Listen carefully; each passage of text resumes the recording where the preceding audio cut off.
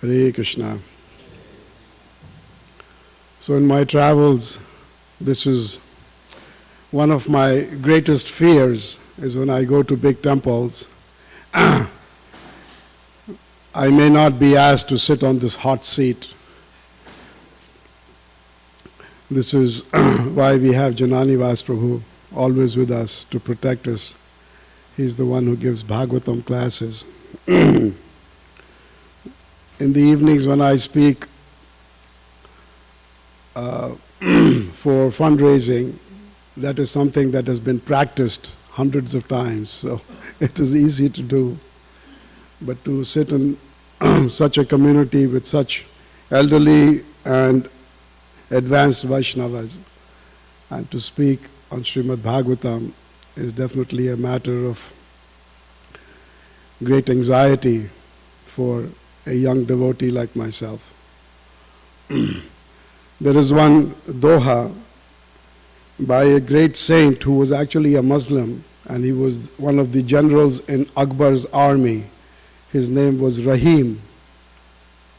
So many of our great Vaishnava devotees, they have translated, just like we have Sanskrit shlokas in 2 lines, so also great meanings have been given in Hindi language, and they are called dohas or chandas. So in this one doha, this great general whose name is Rahim, he was just after Mahaprabhu in the time of Akbar, when Jiva Goswami was in Vrindavan. He says, Rahiman dono ek se, jolo bolat nahi, jaan padat hai kaak pik, ritu basant ke mahi. He says, there are 2 birds that are black in color, and they both look alike. One is a crow, and the other one is a cuckoo bird. We call them koyal. I guess they're called cuckoo bird. So both of them look alike, and they both enjoy the same dignity. The crow is sometimes mistaken to be a cuckoo, and he very much enjoys being identified as a cuckoo bird. But jolo bolat nahi, as soon as they both start to speak, then their identity is revealed. One is taken to be the crow, and the other one is taken to be the cuckoo bird. So I am always trying to conceal my identity.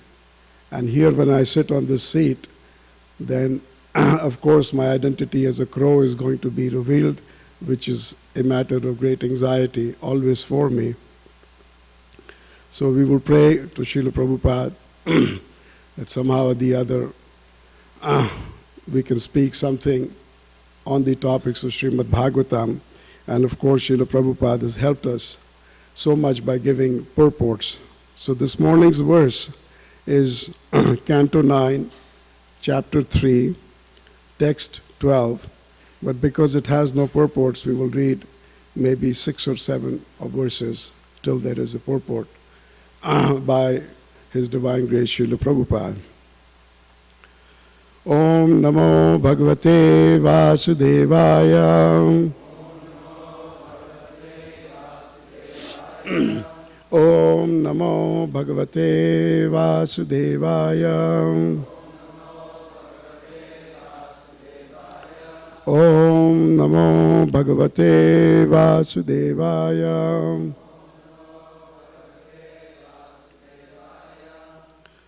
So reading from Canto 9, Chapter 3, Text 12.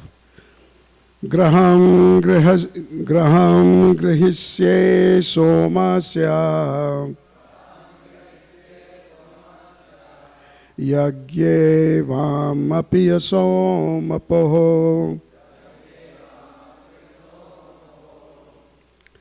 kriyatam me vayorupam pramadanam yad ipsitam graham grahisye somasya yagye vam api asomapo Kriyatam me vayorupam Pramadanam yadipsitam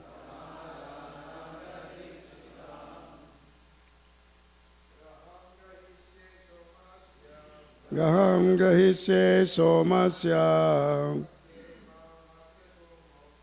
Yagyevam api somapo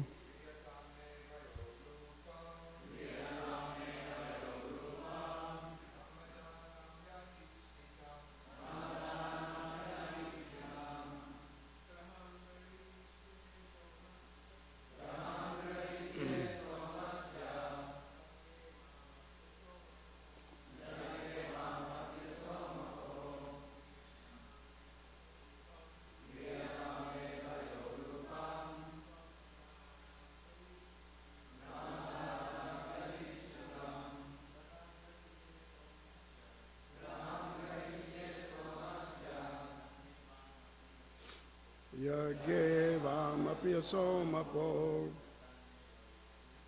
Kriyatam me vayorupam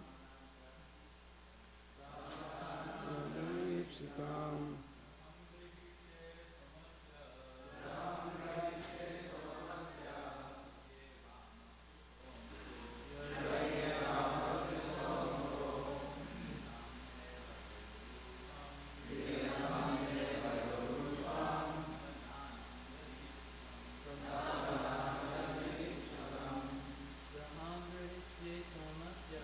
Gaham grahisye somasya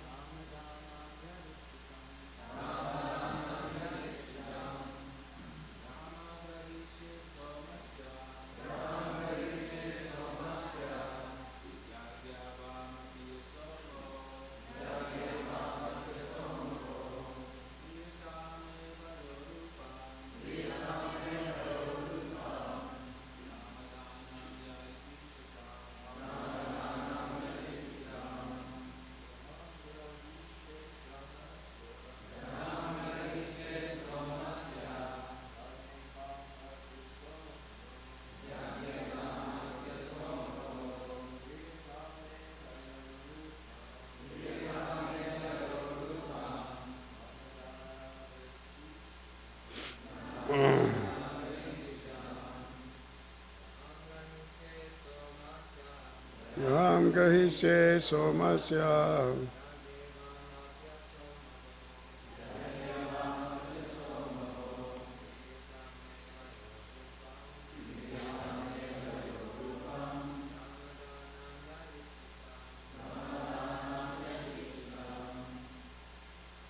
Ladies.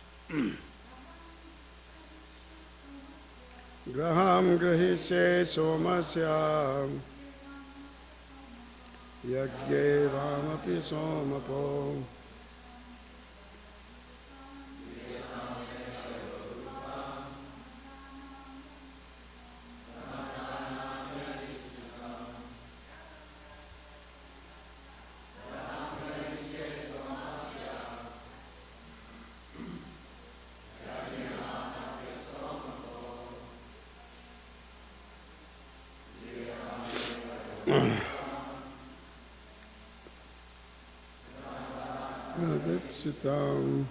Graham, a full pot.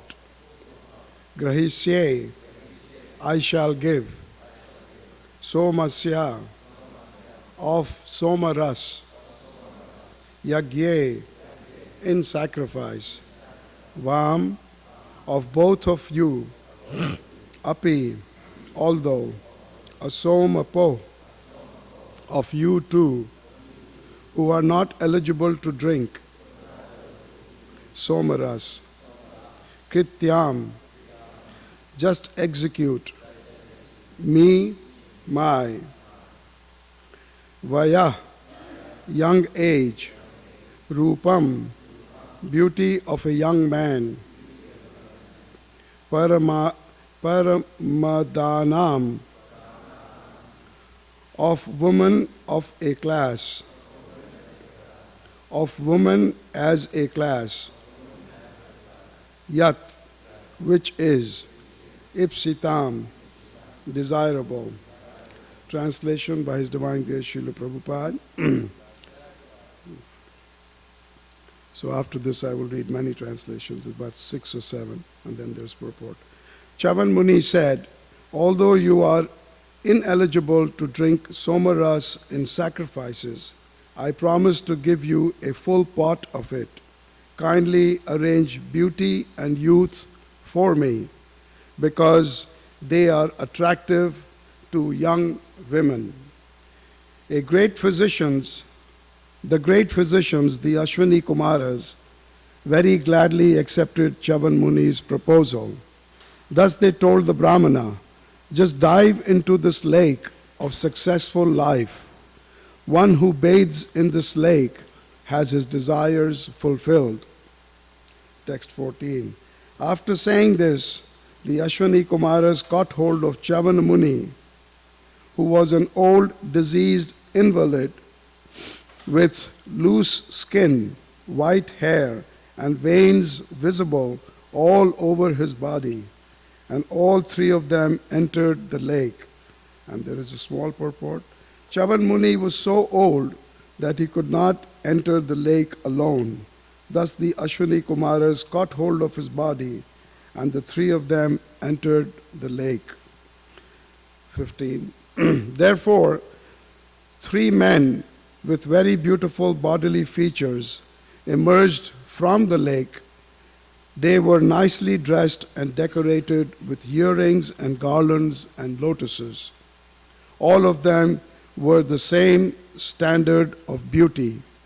The chaste and very beautiful Sukanya could not distinguish her husband from the two Ashwini Kumaras, for they were equally beautiful.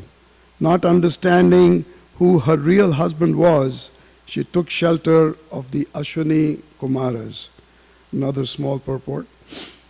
Sukanya could have selected any one of them as her husband, for one could not distinguish among them. But because she was chaste, she took shelter of the Ashwini Kumaras so that they could inform her who her actual husband was. A chaste woman will never accept any man other than her husband, even if there be someone equally as handsome and qualified. The Ashwini Kumaras were very pleased to see Sukanya's chastity and faithfulness. Thus they showed her Chavan Muni, her husband, and after taking permission from him, they returned to the heavenly planets in their plane. Therefore, King Saryati, desiring to perform a sacrifice, went to the residence of Chavan Muni. There he saw by the side of his daughter a very beautiful young man, as bright as the sun. After receiving obeisances from his daughter, the king, instead of offering blessings to her, appeared very displeased and spoke as follows. O unchaste girl, what is this that you have desired to do? You have cheated the most respectable husband, who is honored by everyone, for I see that because he was old, diseased, and therefore unattractive, you have left his company to accept as your husband this young man who appears to be a beggar from the street. And here's a purport by Srila Prabhupada. This shows the value of Vedic culture. According to the circumstances, Sukanya had been given a husband who was too old to be compatible with her. Because Chavan Muni was diseased and very old, he was certainly unfit for the beautiful daughter of King Saryati. Nonetheless, her father expected her to be faithful to her husband. When he suddenly saw that his daughter had accepted someone else, even though the man was young and handsome. He immediately chastised her as asati, unchaste, because he assumed that she had accepted another man in the presence of her husband. According to Vedic culture, even if a young woman is given an old husband, she must respectfully serve him. This is chastity. It is not that because she dislikes her husband, she may give him up and accept another. This is against Vedic culture. According to Vedic culture, a woman must accept the husband given to her by her parents and remain chaste and faithful to him. Therefore, King Saryati was surprised to see a young man by the side of Sukanya. Srila Prabhupada ki mukho karoti vachalam pangu langayate girim tatkripatamaham bandhe Shri Gurun Dinatarinam Paramananda Madhavam Sri Chaitanya Ishwaram.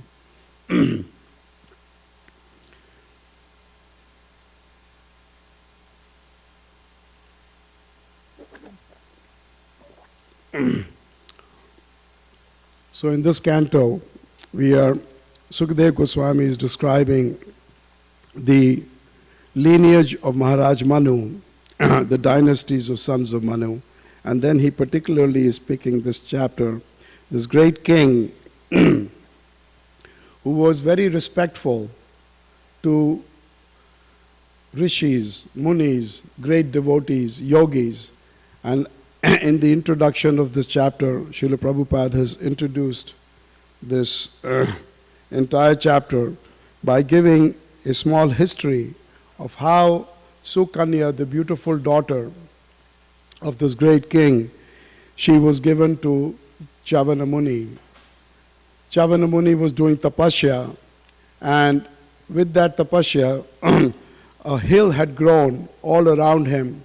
And this young girl, she was not able to identify that there was a person inside this little mound. And she saw two eyes, and she pierced them, thinking they were just some little holes. And they were the eyes of Jivana Muni. And Jivana Muni's eyes started to bleed. He was hurt. And as atonement for that, this great king, he gave his young daughter to Jivana Muni to serve him. And this was his atonement, and this was his way of offering respect to Jivana Muni. Jivana Muni is also the same personality. After becoming very youthful, he actually gave this world Jivana Prash. Jivana Prash that we eat comes from Jivana Muni. It is his formula. And he said by eating regularly this Chavanprasad, a person could have a youthful body like Jivana Muni. So this is why in India you see so many Ayurvedic companies are all making Chavanprasad. Very tasty to eat, but I don't know if it makes you youthful. Hare Krishna. So in this chapter where Sumukhya is given, this wonderful daughter is given to such an old person who is diseased and his skin is wrinkled, but yet she is asked to be with him in the mood of seva, in the mood of service. And the father has made such a sacrifice, seeing the qualities of the personality, not so much whether he is fit for her because he is youthful or not. And then again we see that the daughter was Sumukhya was extremely faithful, and she asked the Ashwani Kumaras to identify which one of the three was the real husband. At the same time, when the father arrives, seeing this young man, he misunderstands and he chastises her, and in that he establishes true religious principles, that a woman's relationship with her husband is that of chastity. And with that, the woman receives so many benedictions that she is able to bring great amount of happiness and success to the family. There is a story like this in the Puranas where Mandapa Rishi was falsely accused of theft, and the king at that time, he gave him great punishment, because in those days punishment for theft was they put you on a very big needle and they sit you on the needle. It was called suli. And as the person would move due to pain, the needle would pierce him. And Mandapa Rishi, he was sitting on this needle. Falsely, he was given some accusation. He was accused, and while he was sitting on the suli, he was a great rishi, so he could sit and meditate, and the needle would not hurt him so much. There was a person who was a leper, and his body was all rotting and falling apart. But somehow or the other, he got a wife who was extremely chaste to him and was serving him very nicely. So this lady, she noticed that even though she was serving him so nicely, the husband was not very happy and was staying morose. So one day she asked, she said, "Why are you not pleased with my service, and you're always very morose, as though there is some desire in you that is not fulfilled?" And the husband said, "Even though I am a leper and my body is falling apart, I have actually a great desire to have union with this topmost prostitute of the city. She is extremely beautiful, and I know I can never be close to her, but my heart is desiring. So if you can arrange that for me, I will be very happy." So this was the extent of the chastity of this woman to her husband, that she went and became a servant of this prostitute. And she would not take any remuneration. She would simply serve. After many years of service, the prostitute became very pleased with her and said, "You must take something from me. I want to give you just because I'm very pleased with your service." And then she said, "Actually, there is something you can do for me. And this is the situation with my husband. He wants to have union with you." So, being very pleased with the seva, she said, "Okay, you can bring your husband to me." So she was carrying the husband on a basket because he couldn't even walk, and the basket was on the head, and she was going.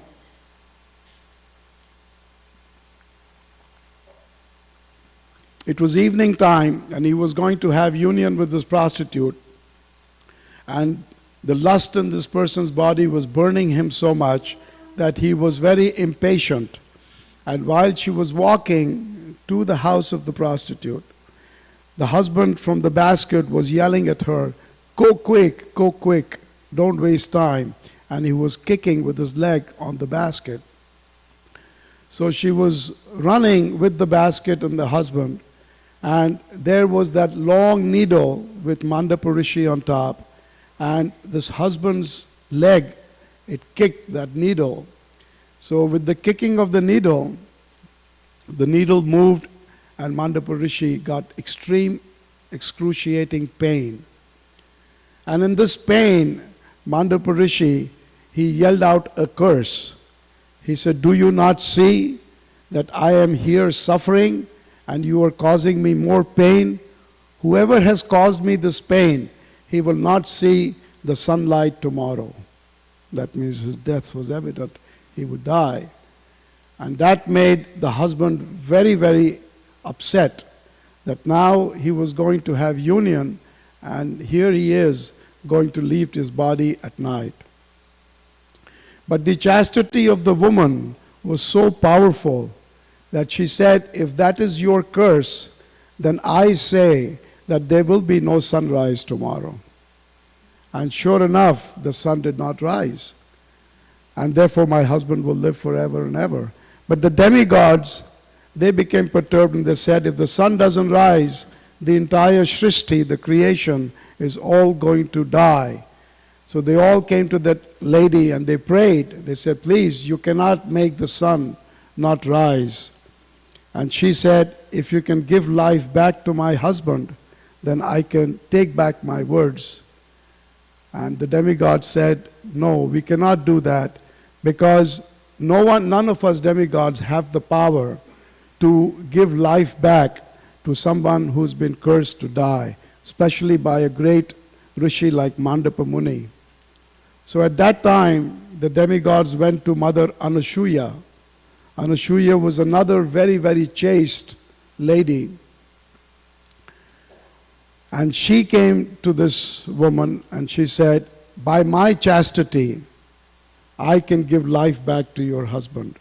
So please, you let the sun rise, and he will die because of the curse of Mandap Muni. But by my chastity, I have the power to bring him back to life. And so she did. The sun came out, and he was brought back to life, and along with a very youthful and wonderful body. So like this, our Puranas are full of glorifications of women who have been very, very chaste to their husbands, and thereby they have been the cause of protection of their husbands and their families. Sometimes we feel that husband is the one who goes out and brings the money, protects the family, takes care of everyone in the family. But actually, our scriptures, they indicate that a woman in the family plays a very powerful role if she remains religiously inclined, if she follows the principles of religiosity. And the main one for the woman is she remains very chaste in service to her husband, and thereby brings only auspiciousness and prosperity to her entire family. And the same examples are given also. This relationship of a woman to a husband is that of a servitor to a master. And the same relationship is for a disciple to the guru. When a disciple becomes extremely chaste to the guru, to the mission of the guru, to the instructions of the guru, does not look here and there that my guru has gone away, he did not give me enough. Now here is a very shining example of another personality who is fit to be my guru. Maybe I should serve him and leave the mission and the desires of my guru. That makes the disciple unchaste.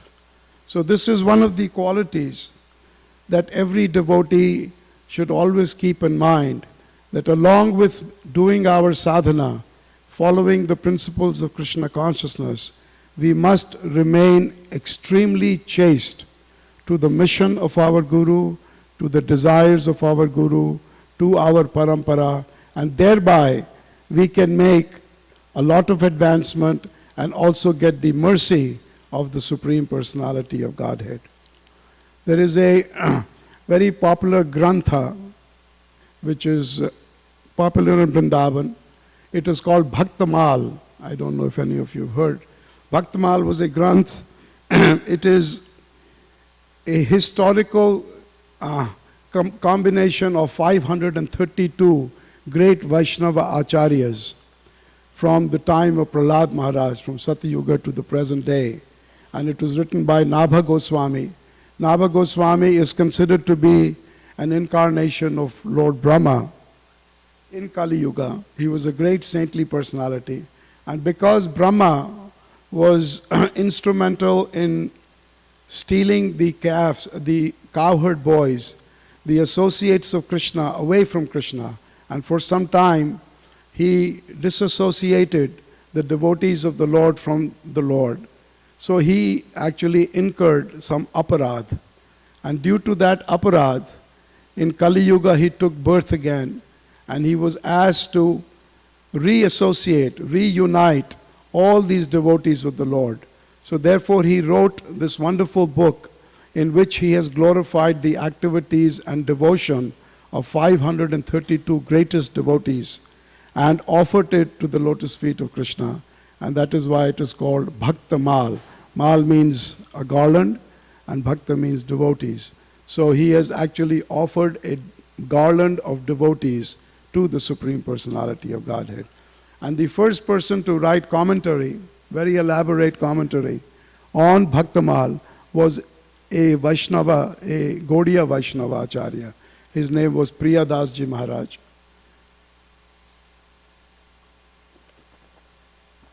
And he has elaborated and written many commentaries on this wonderful Grantha. So one of the stories of one of the devotees in Bhaktamal is that there was this one devotee. He had a very effulgent guru, a Siddha person, and the guru had many, many disciples.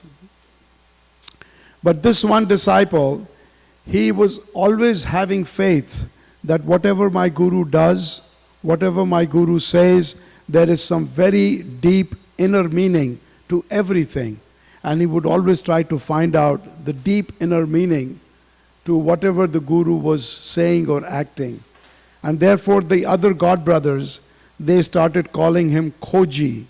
Koji means one who is always trying to find inner meanings to everything. So his name became Koji Ji. One day, the guru was walking in Vrindavan, out in Braj, and the disciples, like they walk behind the guru so that they can catch a few words of wisdom from the guru. They were walking behind, and the guru, he wanted to urinate. So, of course, the disciples, they stopped, and the guru stepped up a little bit, and there was a big banyan tree. Under the banyan tree, the guru sits down to urinate. And while he is urinating, he suddenly starts to laugh very loudly.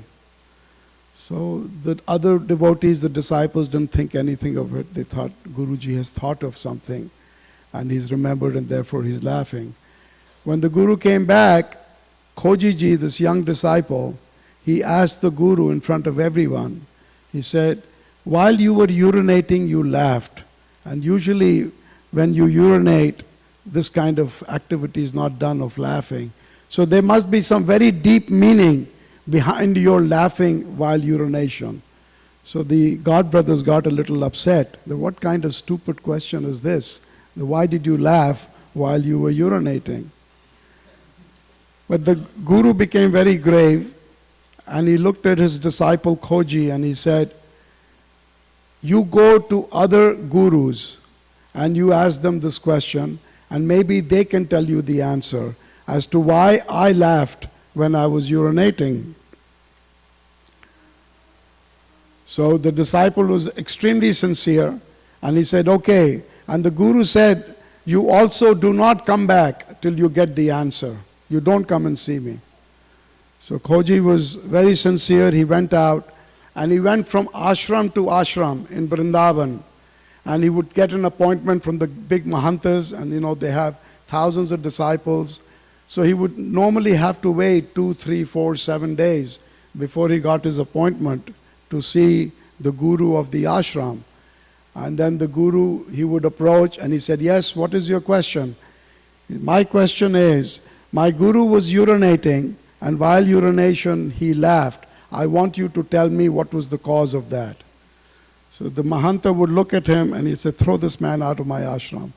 Your Guru was passing urine. I should tell you why he laughed? I do not know. Get out of here. So like this.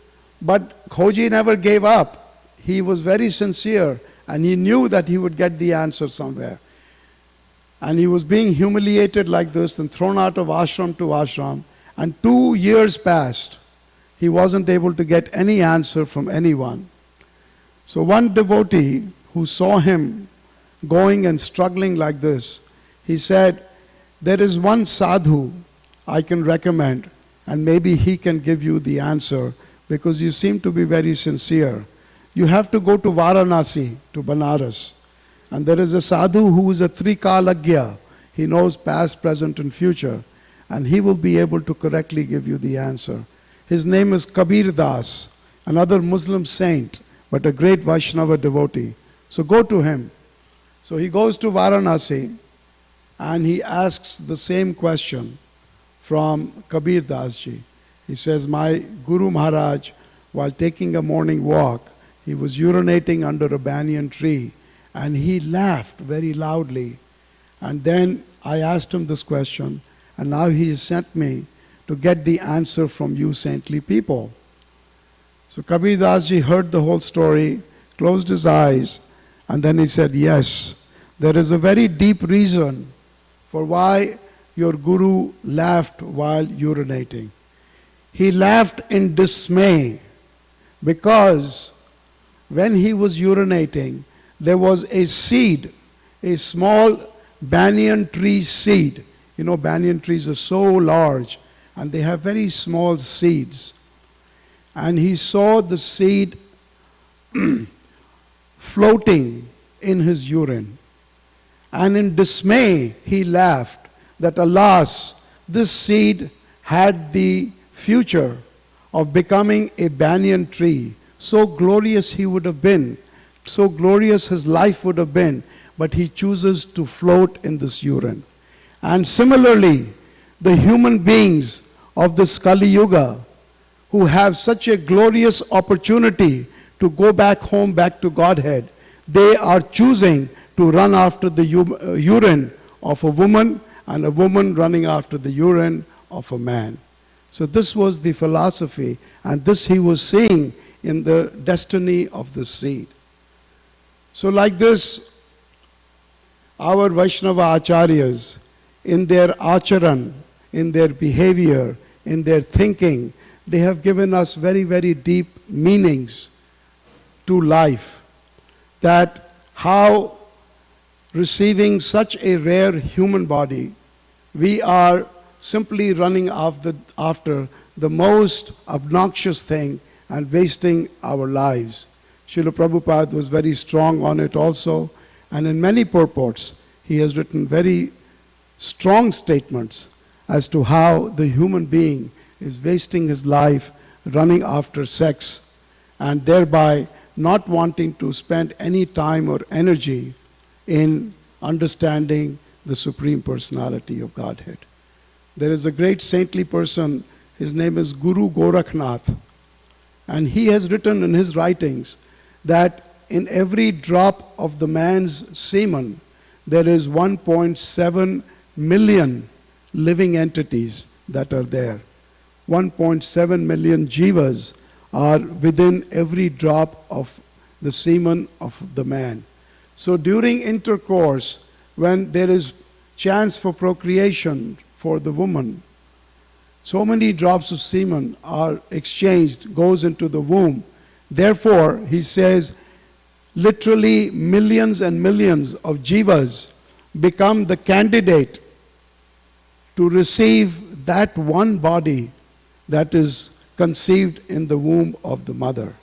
And all the others who are literally our brothers and sisters, they become wasted. And again, they have to take another chance to enter into some grain, maybe through the rain. That grain is eaten by another human being, and that turns into semen, and then again you line up with millions of candidates to again receive this one body. So therefore he concludes that it is not a matter of chance that amongst all the millions of brothers and sisters who could have gotten that one body, we have gotten it.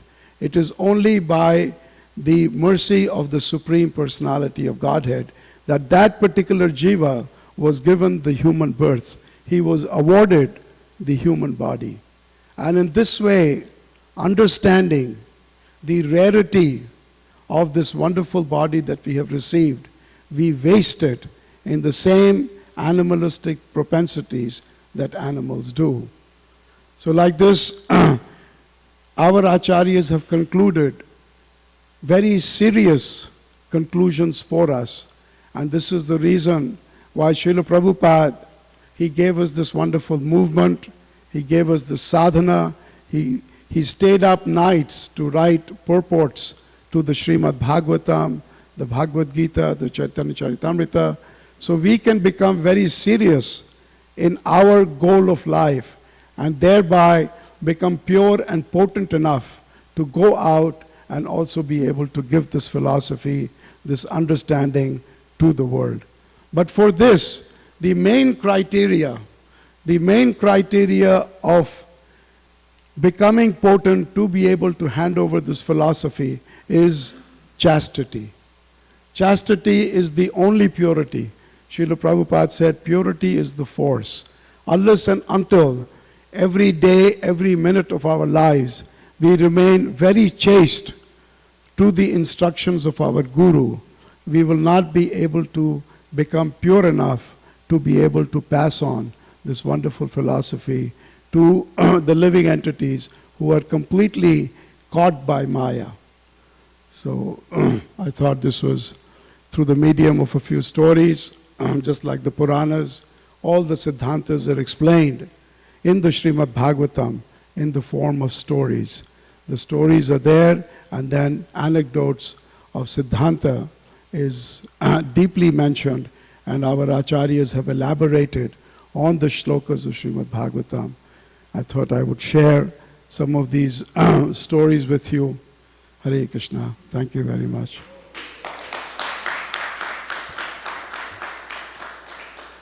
So if there's any comments, I will take. Hare Krishna.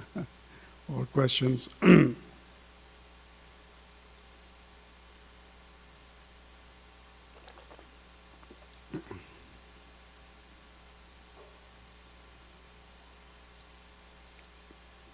Yes, Prabhuji.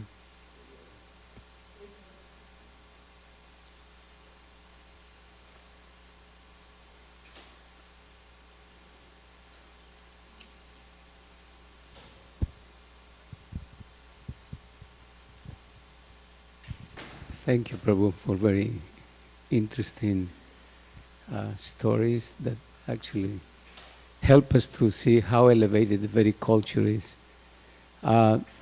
Nevertheless, being here on the western side, people who had no samskaras, people who are not familiar with the very culture, sometimes when they hear some of these stories, if they will happen to hear, it will be like, oops, it disturbs them. It actually upsets them.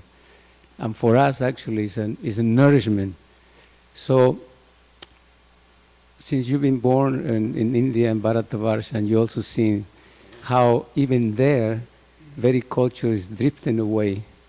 I just read one article that came in my mailbox from the Hindu newspaper. I didn't order, but it just came about 4 days ago.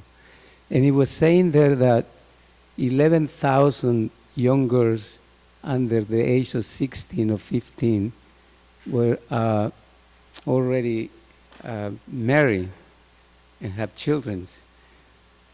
But it was alarming. The way it was put, it was like, what is this? They should have gone to school and be trained in school to not be a burden for the government. So they have a different view even there. It's like minimizing and putting it down when actually we know that it should be, that's the way to do. So anyway, so my question will be, how can we make it for the Westerners to actually get the benefit of the understanding the chastity, and at the same time, when they see that high level, they don't get discouraged, but to actually accommodate and pursue spirituality. I think we have to show by example.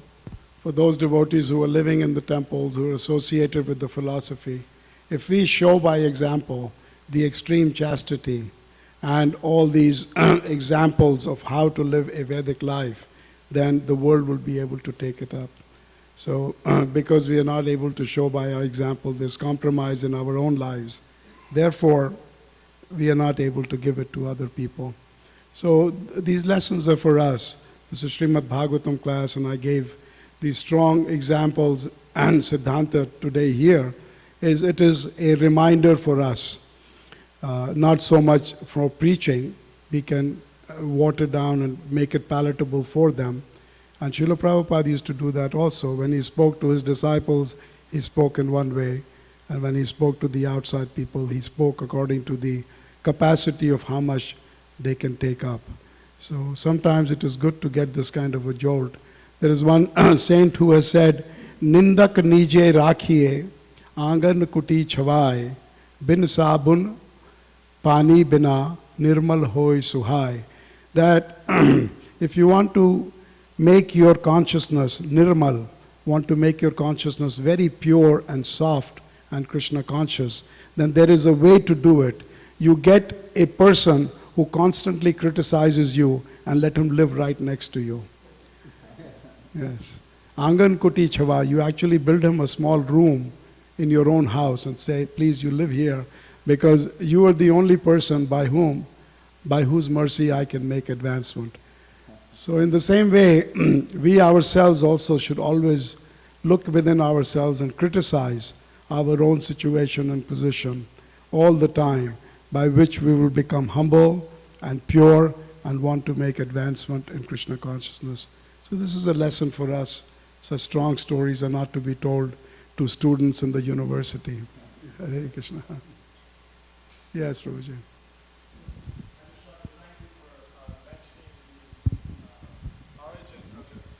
Of the word Chayavan Prash.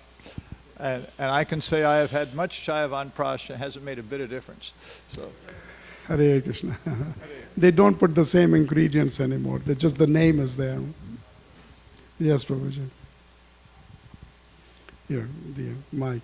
Hare Krishna, Prabhu. Thank you very much for a wonderful class. So that book that you were mentioned, that it tells the life of more than 500 devotees, is translated into English? There is one devotee, Prabhupada disciple, and now he is considering doing it, only because the first purports were written by a Gaudiya Vaishnavacharya, Priyadasji Maharaj. So I just spoke to him 6 months ago, and he said, yes, he's working on this book in English language now. It's a very elaborate 4 volumes. It will take him some time. He lives in Vrindavan, I forget his name. He's translated many books of the... Not Ishvara, the other. He's a Bengali devotee. He has translated many, many books. Bhakti Vinod Thakur's Navdi Dham Mahatmya was also done by him originally. Bhumipati Prabhu. Yes, so he's doing it. Sanatan Goswami, Jiva Goswami, Sri Chaitanya Mahaprabhu, all their lives are mentioned. Many Gaudiya Vaishnavacharyas are also in this book called Bhaktamal. Yes, Prabhuji. Thank you. I was just curious, like, if there's like an approximate, if you know approximately when that thing about, there's 1.7 million jivas in a drop of semen. When was that written? This was written by a great Vaishnavacharya. His name was Guru Gorakhnath, and he was also about 400 years ago, just after Sri Chaitanya Mahaprabhu. In that Renaissance period, so many great acharyas in all kinds of sampradayas appeared. And Guru Gorakhnath was a disciple of Samartha Guru Ramdas. And there is a Ramanandi Sampradaya. They are devotees of Krishna, but they call themselves Ramadanandi because they are disciples of Ramanandacharya. And Mahavir Shiva, the Maratha king, Shiva, he was also a disciple of Ramanand Acharya. So Gorakhnath was a great saint, and in his writings he has written this, the 1.7 million. And why not? When they can put 1 billion jivas inside one of those things that you take for biotic, what is that, probiotics? My wife gives me once in a while and says, 1 billion inside a tablet. So if you can put probiotics, 1 billion of them in one tablet, I'm sure a drop of semen can have 1.7 million jivas. I just find it amazing that he was able to conceive of that. I mean, is there some praman for that? There must be some praman he must have gotten from somewhere. Yeah, I only got it from his writings. Srila Prabhupada ki jai, Gaur Premanandi, Hari Hari Bol.